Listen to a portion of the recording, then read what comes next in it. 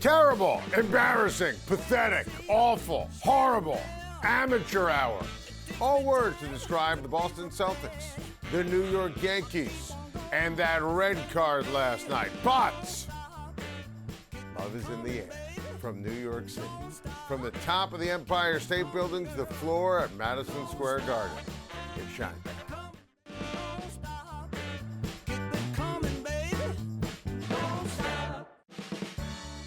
You gonna be happy for him and celebrate him? Yeah? What do you want to say to Jaylen Brown? I love you so much, and you mean a lot to me, and you are my favorite player in the whole NBA. Oh, baby. And thank you for everything that you have done with the Celtics. Thank you. Baby. Brad Stevens, you're making the kids cry. What the hell's going on in Boston? Are you kidding me? Look, I was right. They had to trade Jaylen Brown. I read all your comments. I got all your posts, all your tweets. I told you on Schein Time, right after Jaylen Brown said what he said on Twitch after the first round loss to the Sixers, he was gone. That was a take. I was right. Because of how he said it, the word choice, when he said it, the Tatum impact, the distraction element, we knew he was gone. Great. Then after he was in the Giannis deal that fell apart, the genie was out of the bottle. We were ahead of the curve. We've been waiting for a Jaylen Brown trade. Great. We were right. I think people who are smart and savvy in Boston understood that Jaylen Brown was going to get traded. Then we started trying to find teams. We said Portland, okay, they get John Morant. Denver, that makes a lot of sense. Denver needs to do something else, do something different. You know, maybe Jamal Murray, Aaron Gordon. Even if you lose, is what I said, the trade machine, okay, you can get some good parts and some good pieces and some good players. It's Jaylen Brown.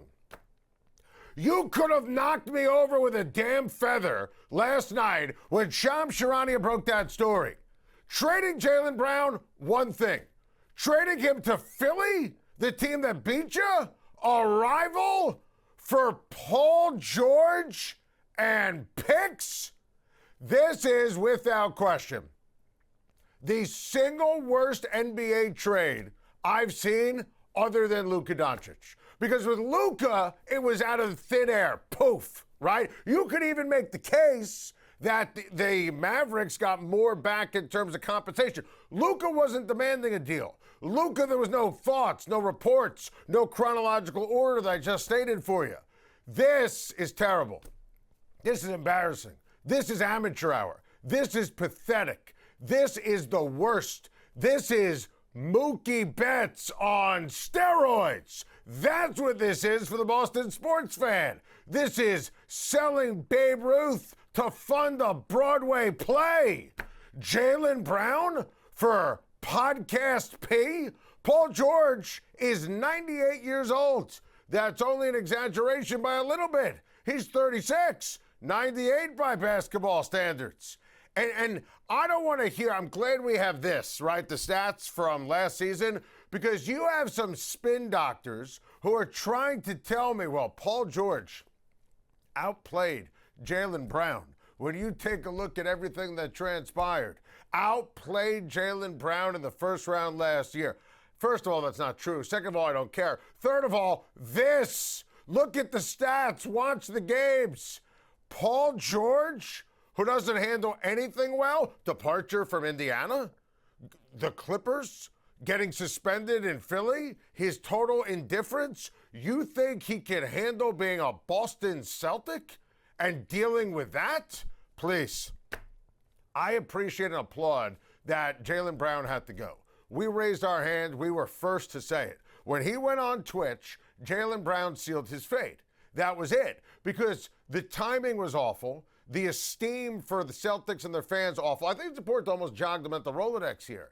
Everyone and their mother, including mine, thought it was inevitable that we were going to get Knicks Celtics in the second round.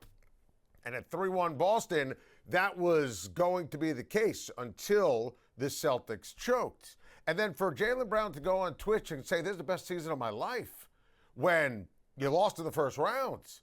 And Jason Tatum had that awful, gruesome injury against the Knicks. Remember, he was just writhing in pain. And then the subsequent surgery. And then the unbelievable, tough, grueling rehab to get back and get himself back in the fold. Tatum wasn't even supposed to hit the floor this past year. But he has that effort, that energy to get back. And then you have his wingman say, that's it? This was the best ever? When we didn't have him most of the season, and then at the end at full strength, Tatum couldn't even play in game number 7. So it was over for Brown. And if you were going to sell for pennies on the dollar, why didn't you put Gonzalez and Shireman, as reported, in the deal and go get Giannis Antetokounmpo to team with Jason Tatum? And that's the one thing where you have a lot of Boston folks, right, who are saying that, well, this is about new ownership and private equity. Maybe. Maybe it is. Maybe it isn't.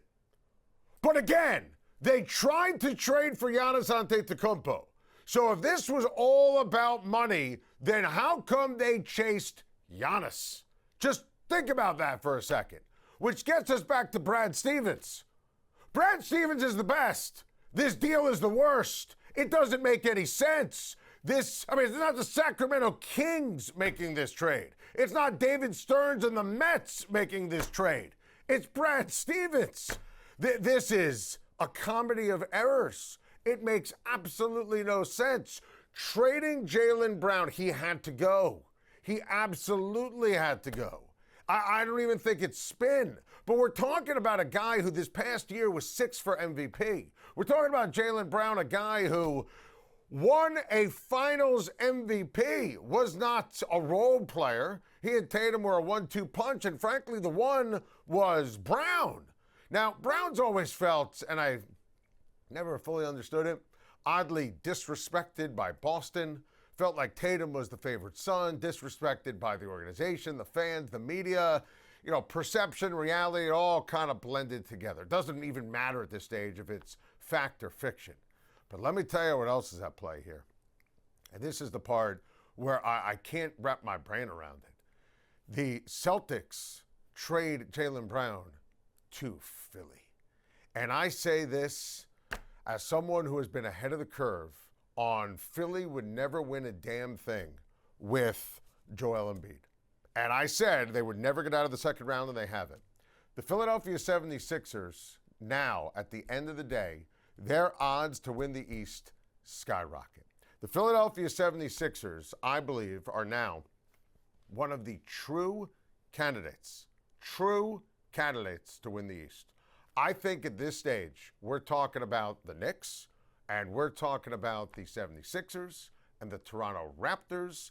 And I'm going to include, for the sake of conversation, everyone forgets about it, the Indiana Pacers when they get Halliburton back. Not to mention Cleveland, not to mention Detroit. I think Orlando's going to be much better. We've talked about Washington as a playoff team. The Atlanta Hawks, who took 2 games against our Knicks. You know, they obviously are, and they've already had a great start to the offseason. Great draft. Terrific start to the free agency and trade period. I think there's a real shot here the Celtics missed the playoffs. And I think there's a real shot here the Philadelphia 76ers finally get over the hump. Because Joel Embiid doesn't have to be the guy. He's now a hood ornament.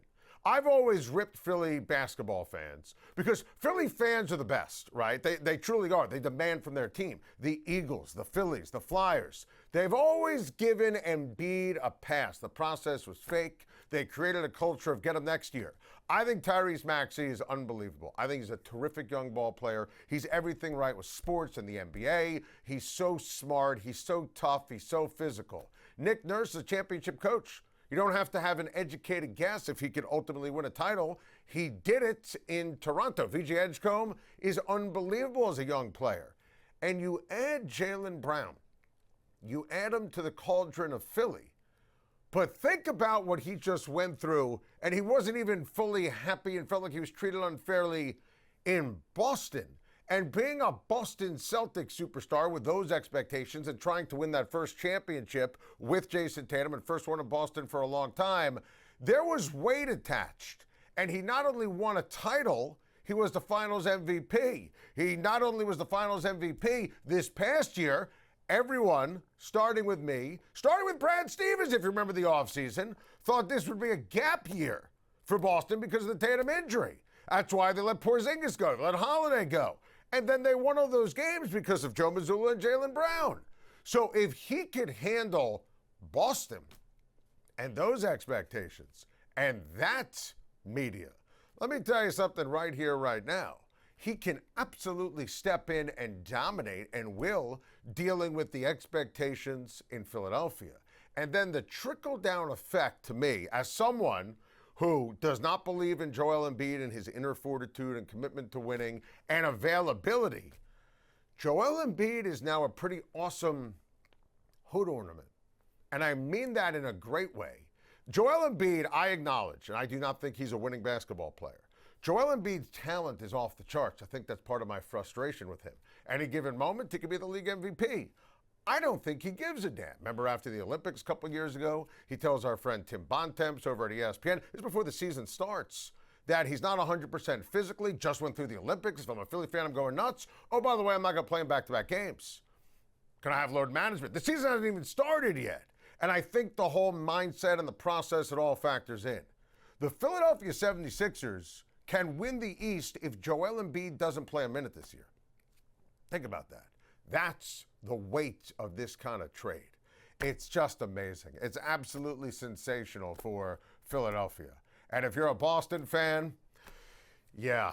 Double Agent Mitch. Forget what I said yesterday. Once a Nick, always a Nick. Mitchell Robinson goes to Boston. He's not even there for 24 hours, and everything's all out of whack. It's like he's driving his famous truck right through the team. By the way, speaking of Mitchell Robinson, now I feel better because Boston's not going to be relevant or dominant this year.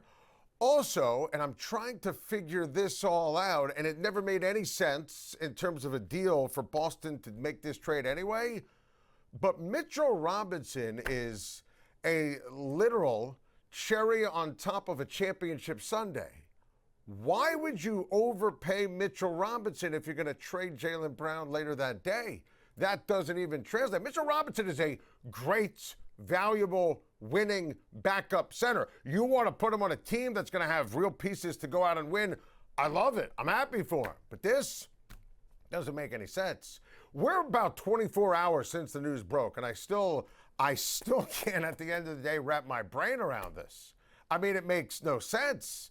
And I'm here for all the memes. I am give me more memes. More memes. I mean, this, if you would have, on the New York Post Sports YouTube page, if you would have posted this trade, we would have had to, at the end of the day, ban you from YouTube. If you would have called my SiriusXM radio show on Tuesday and you would have said, Schein, I got a great idea for you.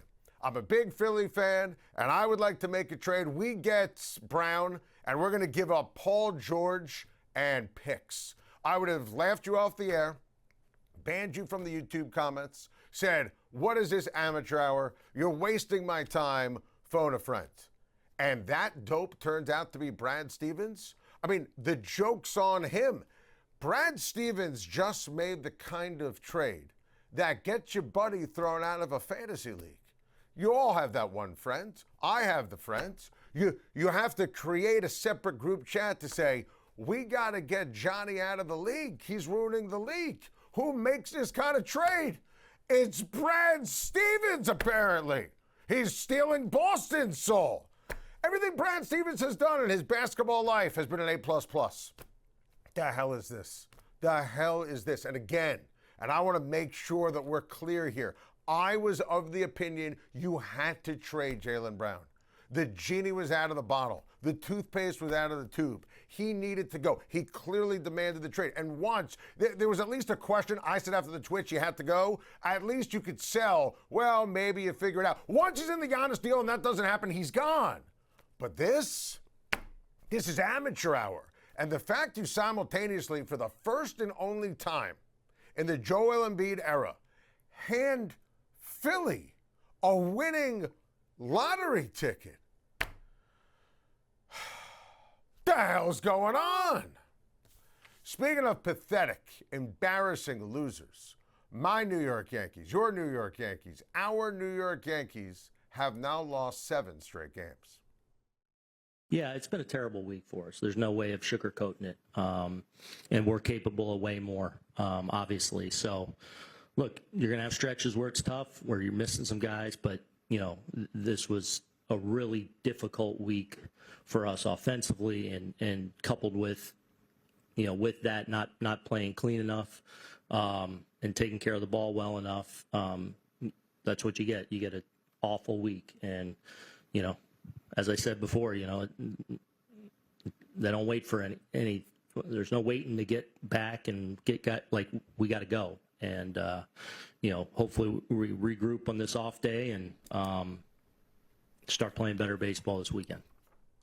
Oh, well, at least Aaron Boone acknowledges it this time after the New York Yankees inexplicably got swept by the most embarrassing and pathetic version of the Boston Red Sox in the last 5 decades. In a 4-game series, I might add. Boone, if you remember, on Sunday night, we talked about it, showed the clip on Monday's show. It was, oh, you got to love this. You got to live in it. You got to just dig in and deal with the negativity, and we're going to be fine. It's a long season.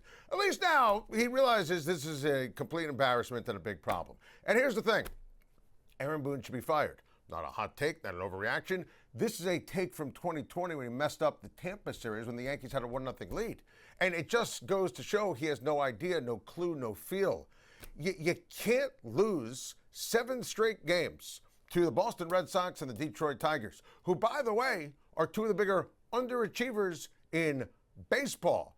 And the way the Yankees lose in these games, it's awful. They can't hit. They can't field. The bullpen's a mess. They have no fundamentals. What else is there? There is a common theme when you look at Aaron Judge whenever he's out, and then when the Yankees struggles. That theme is Aaron Boone. You watch yesterday, and I have always said this. I love Jazz Chisholm. I want Jazz on my baseball team. And you saw him with his oomph and his intelligence and his speed. Steal second, steal third. He was the reason why that game went into extra innings. Boone, the intentional walk with Doval is awful. Having no one up when Doval's pitching is awful. Not batting Goldschmidt with an opportunity, awful. Aaron Boone has no pulse, no feel. The Yankees look like they're sleeping at the wheel, dead team walking. Keep blowing those, those bubbles, Boone. Keep acting like it's a nice day at the beach on July 4th weekend. I'm not an Aaron Boone guy. Will never be an Aaron Boone guy. And there's no pizzazz. There's no want. There's no will.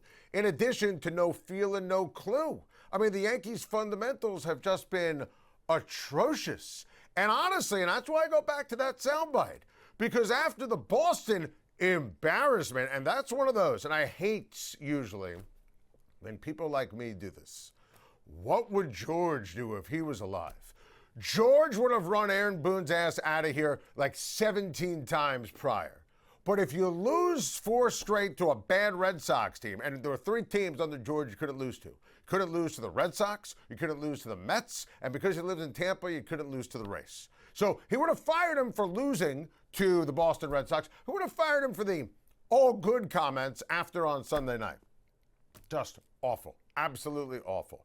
By the way, speaking of Tampa, they're 3.5 games ahead of the Yankees. And I'm telling you, and we went through this the other day, there are a couple of teams in baseball where if they make a trade for Tariq Skubal, who will be traded because he doesn't have a contract in Detroit, and Detroit's a mess. And there are a couple of teams that go to a different level. I would love to see him go to the Brewers, right? They have a precedent with Sabathia. Love to see Philadelphia could be a World Series team with him. We've talked about Toronto. If the Rays, and they can, they're not going to sign him, obviously, right? But if I was running Tampa Bay, I would trade right here, right now for Skubal and bury the Yankees. Bury them. And they're my baseball team. I get happy when they win. I get sad when they lose. This has been as brutal a stretch. Do you think Brian Cashman's awake? Just curious. Do you think he's paying attention?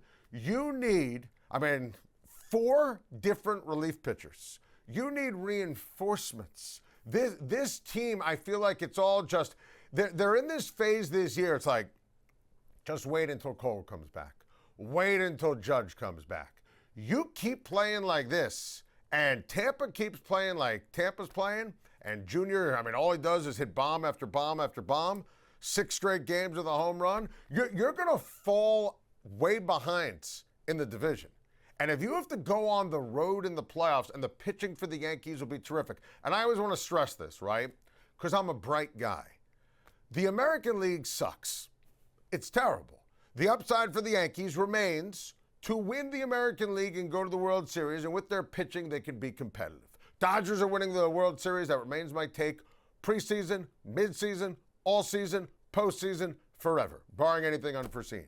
It's all there for the Yankees. They just need an ass kicking, because watching them play, that's why I was so pleased when Jazz did what he did in the 9th inning, and he's not a perfect player, but I want him on my team. Great energy, great oomph, always looking to create something and make it happen. Yankees need to, and I can appreciate dog days of summer. I can appreciate course of 162 things happen, but this is unacceptable. You lose a series to Detroit, it's bad. To get swept on the heels of losing to Boston and getting swept against the biggest embarrassment. Look, the Mets are the Mets. The biggest embarrassment in baseball this year, the Boston Red Sox. And it's your rival. And to let that happen in the fashion it did, look, would I give everyone a jolt and fire the manager? Sure. I'm not naive. There's no shot that's going to happen because, let's be honest, Hal doesn't care like his dad did.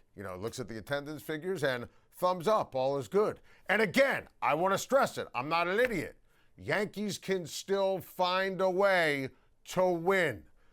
But when Paul Goldschmidt is your 3rd best batter who's active right now in terms of a confidence ranking, Ben Rice number 1, the slumping Bellinger remains number 2, Goldschmidt's 3, which is an indictment on Cashman on the roster, and your manager forgets to use him in a game you're just trying to salvage something,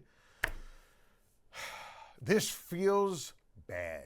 Some losses it is what it is over the course of 162.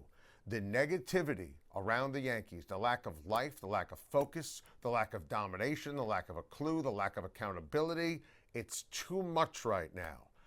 I could talk about the upside forever. Yankee fans or apologists in the news media could talk about the upside and spin it any way you want. If you're not focused on the downside, which includes the manager, the general manager, the offense, the defense, Austin Wells is awful. Volpe's awful. You've got so many net negatives all up and down this roster. I mean, look at this. Look at this during the 7-game losing streak. 17 errors in their last 12 games. I mean, look at this. Look at the nuggets of futility. I mean, and I love that we put this here too. Not only 7 straight losses, the Yankees have lost 10 of their last 12. They have 4 or fewer runs in 12 straight games. 23 hits in their last 6. 23 hits! Damn Yankees. Truer words have never been spoken. USA! USA! USA! Let's go! Red, white, and through. This is not the back page of the New York Post. This is the front page because this is awesome. Team USA is moving on to the round of 16 at the World Cup.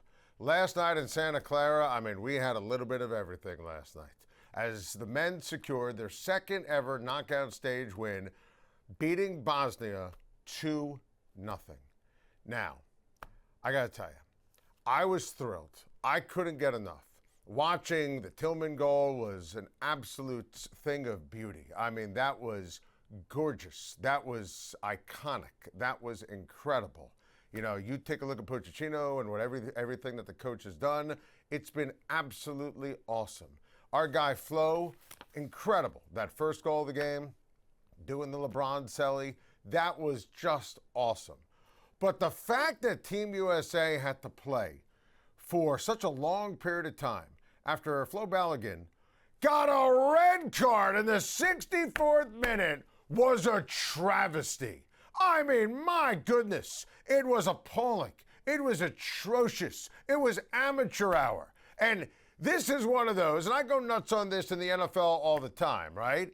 When you frame bleep something, it looks worse than what it actually was in moments, okay?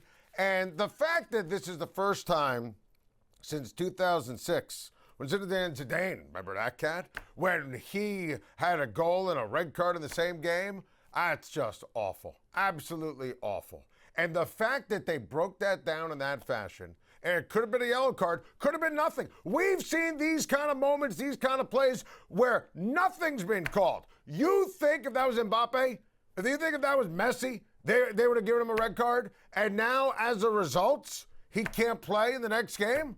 Going up against Belgium? Are you kidding me? That pisses me off. And now the entire conversation has changed. Because instead of today being sheer celebration, you know, everything that Pochettino did last Thursday, which we love, getting the team ready, the 9 different cats he put in the starting lineup, the way he handled Christian Pulisic. By the way, Pulisic looked great last night. It looked like he was shot out of a cannon, and he was healthy. But the fact that Flo Balogun gets that red card, I got to tell you, I don't even understand the other side of the equation.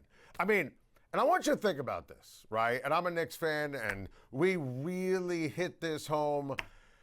No one ever thought Wemby was going to get that flagrant foul that was going to ultimately keep him out of another game. No one thought that was going to happen because that's not how it works. It was almost like FIFA was like, oh, Team USA, little too good. Why don't we take a look at the video review? I mean, that's insane. You have to think about the severity of something like that. Like, it better be over the top. Like, it better be something like, there's no question, there's no ambiguity, this is red card worthy, and that's it. Because, and let me tell you something, we're still going to beat Belgium. We're still going to beat Belgium. I fully believe it. I want this for Team USA. I want this for Flo. I want this for everyone involved in this unbelievable program. If we would have lost last night, World Cup's a failure. Winning last night, going to new heights, now it's a success. But there's something special about this team. The chemistry, the domination, the way they've been able to deal with adversity. Pulisic with the injury, now this. And how about the fact, I mean, it's crazy. The 10 is enough. The back page of the Post is terrific. Terrific. This is a historic win. I can't wait. I mean, Pochettino's done an unbelievable job. He's had the Midas touch. Everything that he's touched has turned to gold. By the way, reason why I'm going more casual on the show, I'm inspired by him. I mean, I don't even know how to describe this look for a coach or a manager, but it's awesome. I mean, he's inspiring me. And Belgium, let me just say this, okay? I'm just going to flat out say it. Waffles are overrated. I said it. And I'm not anti-waffle, okay? I'm not anti-waffle at all. No one in their right minds picks a waffle. You don't go into breakfast or brunch. You're not in a nice place, a nice fancy hotel, and you say, get me the waffle. No one goes into their greasy spoon diner. There's nothing like a greasy spoon. It says, I'll take the waffle. Now, I'm not ripping the waffle. I've had great waffles. A little crispy. You put some whipped cream on it. Great. Syrup, butter, phenomenal. No one picks a waffle over an omelet. No one picks a waffle over eggs. No one picks a waffle over a pancake. That's not how it works. Pancake, waffle. A waffle, great, fine. It's kind of like Belgium on Monday. Great, fine. Even without our guy Flo, we're going to steal your soul and eat your waffles. I have talked a lot about things I've hated on today's Schein Time, but now it's time for love. Taylor Swift, Travis Kelce, getting married tomorrow at Madison Square Garden. Now, we talked about this weeks ago on Schein Time when Page 6 first reported that it was happening. Remember, there was rampant skepticism at the time. But as you can imagine, Page 6 has not stopped in terms of the reporting and the lead up to the event. So with that said, I now welcome to Schein Time the voice of Page 6, Brian Foss. Brian, I want you to bring us up to speed on everything we need to know about this wedding. Absolutely. I mean, it's the royal wedding, basically, right? So That's right. Tonight is the rehearsal dinner at Madison Square Garden at MSG, 100 guests. And then tomorrow, 1,000 people are going to show up for the big day. Now, there's speculation that Taylor and Travis, they're already married. We had thought they were going to get married in Rhode Island, right, at her mansion. But security was an issue there because you basically can film from the beach pointing at her mansion. So now it's like the fortress at MSG is on lockdown, and we are covering anyone going in and out of the building, the food deliveries, etc. So the rehearsal dinner is tonight. Did you get your invitation? I did not. She's been texting Very people. upset about that. Yeah. Supposedly there's an NDA for the 1,000 guests, but the inner circle, they don't have to sign it. That's what TMZ is reporting. But tonight is the rehearsal dinner. It's happening at MSG. 100 people. 100 people, intimate. And Sartiano's, Taylor's favorite restaurant in New York City, down in Soho, is possibly going to do the rehearsal dinner. Wow. We heard there was some focaccia bread going in. Who doesn't love focaccia bread? Yeah, Italian food. Let's right? go. Yeah, and she's friends with the owner, Scott Sartiano, and he also owns Zero Bond. So people are excited about that. And then, of course, tomorrow is the big day. And there's going to be musical performances, of course, star-studded. Do we know who's performing? Do we have any feel? Reportedly, it's Tim McGraw. And McGraw! And Stevie Nicks. And Stevie Nicks! And we know Taylor Swift is a big Stevie Nicks fan because she had that shirt. Stevie Nicks, She had yeah. the shirt. And Tim McGraw, way back. Now, I'm from the South, so I know Taylor Swift's first song on the radio was called Tim McGraw. That's right. And that's partially how she got famous, because she latched herself onto that other more famous country singer at the time. So Tim McGraw's going to be there. I mean, Ed Sheeran's going to be there. If he doesn't perform something, I'd be surprised. Ed Sheeran's got to perform. If Yeah. he's there, he got to perform. Yeah, maybe when they're walking down the aisle, something like that. I love the Tim McGraw reference. I did know that in part of Taylor's story. By the way, we'll put it all together since we are a sports show. Tim McGraw's dad, the late, great Tug McGraw, who used to pitch for the Mets. That's right. You know, I think Tug McGraw probably swung through town down in Louisiana, made a little Tim McGraw, and then kept on going. But he always knew that Tug was part of his family history. 100%, Yeah. yes, Isn't that without crazy? question. Well, speaking of sports, we've got some VIPs reportedly on the invite list. The starting lineup at the Knicks are supposedly invited. So what's your take on that? You like that? I love that. I think that's terrific and tremendous. Yeah, if you have 1,000 people, that's not an intimate wedding at this point. Right. So what's an Right. extra? That's an excellent point, What's Brian. an extra dozen people? I mean, of course, there's going to be a lot of athletes there. Andy Reid is for sure going to be there. Jackson Mahomes is for sure going to be there. So we're going to have plenty of Chiefs. It's going to be a very tall wedding. Oh, it's interesting, guys. Put that back on the list in terms of who's going to be there, because I have to assume, right, that Patrick Mahomes will be there. Of course, right? and Brittany. I mean, they might even be in the wedding party. I don't know if celebrities do, bridesmaids and groomsmen. But I mean, they should, yeah. right? Wouldn't you encourage that? I'd encourage absolutely. that. Jason, of course, will give some sort of best man speech either tonight or tomorrow, right? I have to imagine Kylie will be omnipresent. She's fantastic. Of course, we've got a lot of these bridesmaids were from the original Taylor Swift squad. We've got Gigi Hadid with Supermodels, Cara Delevingne. Suki Waterhouse is with Robert Pattinson. Robert Pattinson. I do. Who else? Somber, by the way. I love Somber. 12 for 12 is one of my favorite songs. So- I genuinely love Somber. Somber's a new pickup for Taylor Swift. She's always picking up new celebrity friends, especially younger ones, to make herself look a little hipper. So you think it's a little calculated? Yes, I Okay. would. I could see Somber maybe doing some sort of performance as well. Yeah. Wow. Yeah. Is anyone not performing I at know. this wedding? It sounds more like a concert. I mean, this is probably the 10th time Taylor's been at the Garden. She's performed there so many times over her career. Sure. So, there's been some set pieces that we caught on camera going into the building. So I think that there's going to be a castle and a gazebo and some sort of fairy tale setup. So what do we know about this? Because we've seen this from page 6. I mean, it seems like they're building a legit castle. What is this all about? Taylor's always had, the whole fairy tale thing. She found her Prince Charming. He's literally an NFL star, He's not a nobody. She tried, a lot of boyfriends before this, and of course this is the one. And he knew that when he did the engagement photo. When she appeared on his podcast, in the backyard, they set up this crazy full garden floral setup. I think it's going to feel like that, where it's going to be over the top. She's the people's princess. I mean, she's getting married at Madison Square Garden.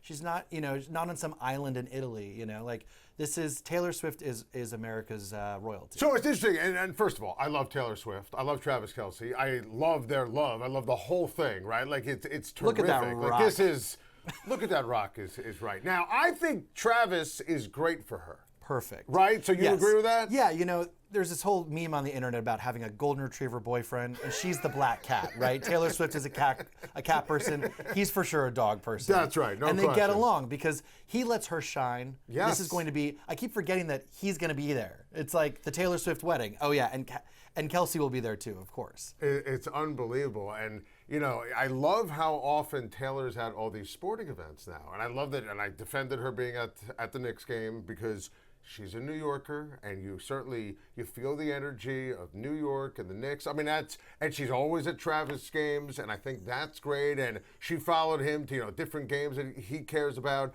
They are so incredible for each other. Such a power couple because it brought together the music world, yes, and the sports world. People that never watched football were suddenly tuning in, and people that never listened to Taylor Swift's music were suddenly listening to her music. So they really created. It was almost like two corporations coming together. All right, let's get into the food because I love the rehearsal dinner and what the menu is going to be. I mean, so lobster. That sounds delicious, yeah. So we've got lobster, there's supposedly chicken, there's French fries, and there's been rumors about Krispy Kreme donuts.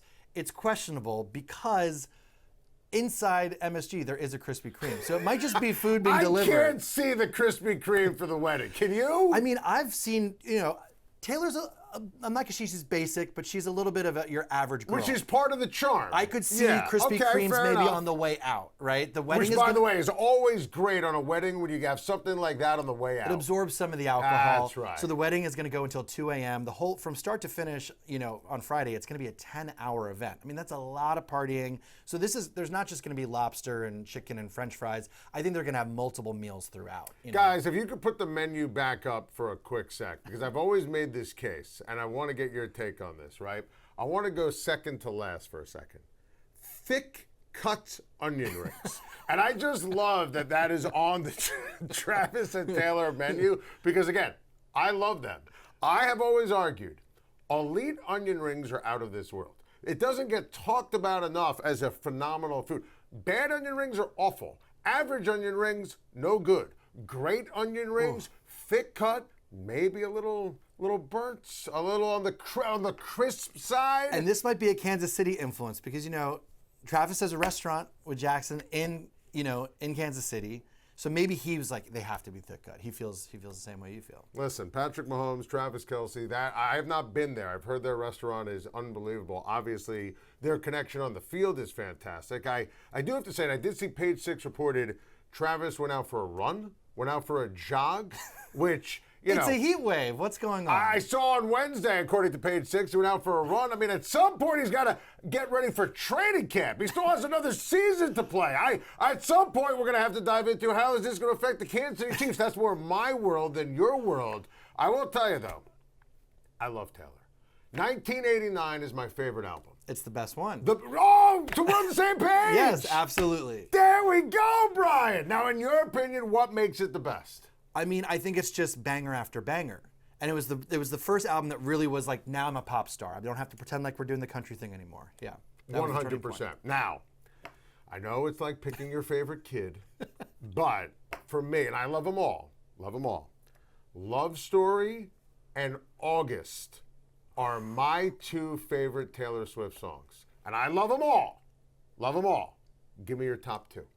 I mean, top two Taylor Swift. Top four. You Belong With Me is a great one. You Belong With Me is always in that conversation. And it's funny, I feel like, she positioned herself as sort of the nerd in that storyline, in No that music question. video. No and question. she says she's not the cheerleader marrying the captain of the football team, and yet here we are. The irony is 20 years unbelievable. later. Yep.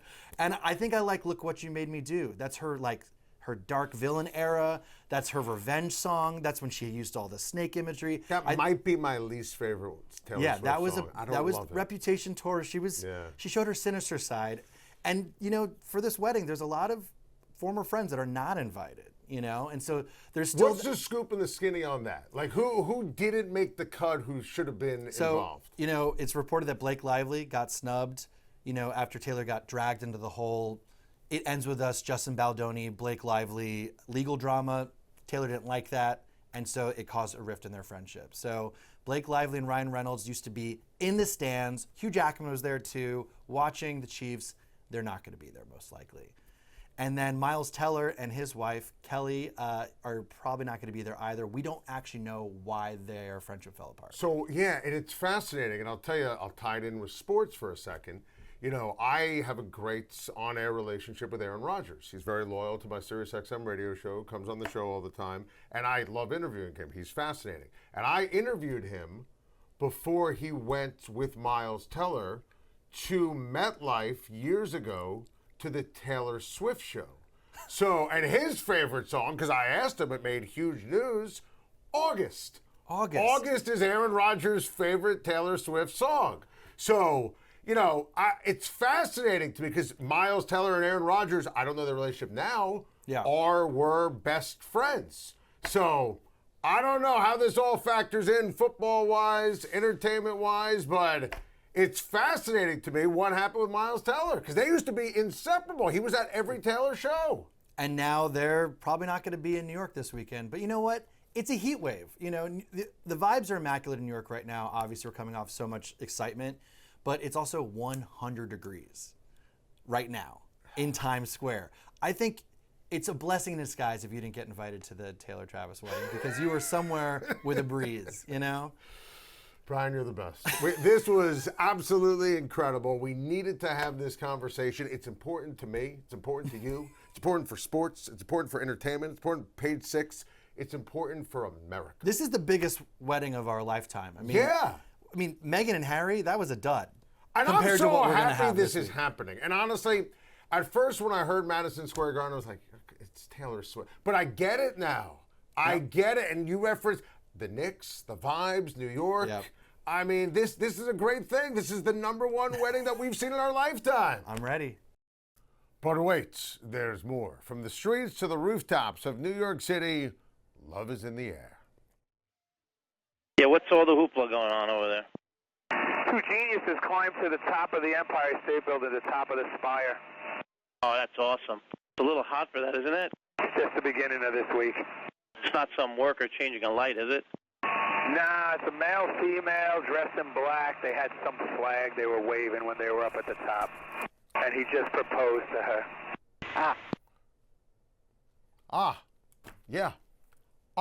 Just some random people climbing up to the top of the Empire State Building.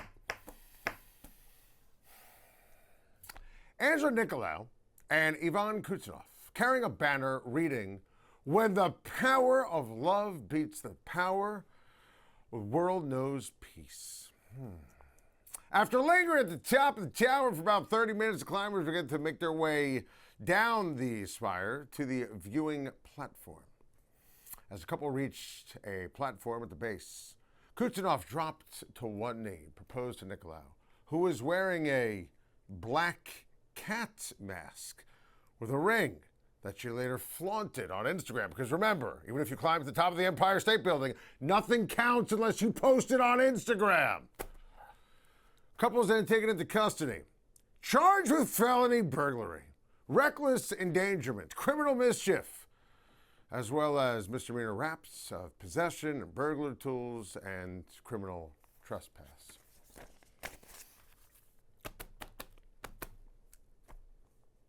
You idiots! First of all, it's illegal. You got arrested. You're showing off the ring? Stop. Second of all, you're climbing to the top of the Empire State Building?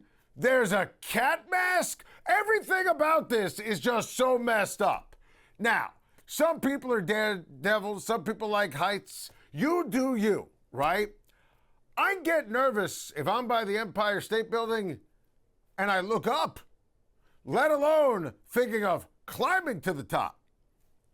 I've taken a field trip as a kid, class trip to the Empire State Building. I did it. I'm good. It's an unbelievable, iconic building in the greatest city in the world. You're going to climb to the top with a pro-peace banner and get engaged? You know what you did by doing that? You disturbed the peace. You went against your own damn banner. I don't like climbing flights of stairs. I get tired. I'm in good shape. I run 3-4 miles a day. You climb at Grand Central Station in 100-degree weather. It's, you know, and you look down, it's like, that's such a steep drop. This? Get the hell out of here. That's a show. If you miss any portion of the show, do what I do. Just rewatch the show over and over and over again. Go to the New York Post Sports YouTube page, California Post Sports YouTube page, and search Schein Time. Happy July 4th. Happy birthday, America.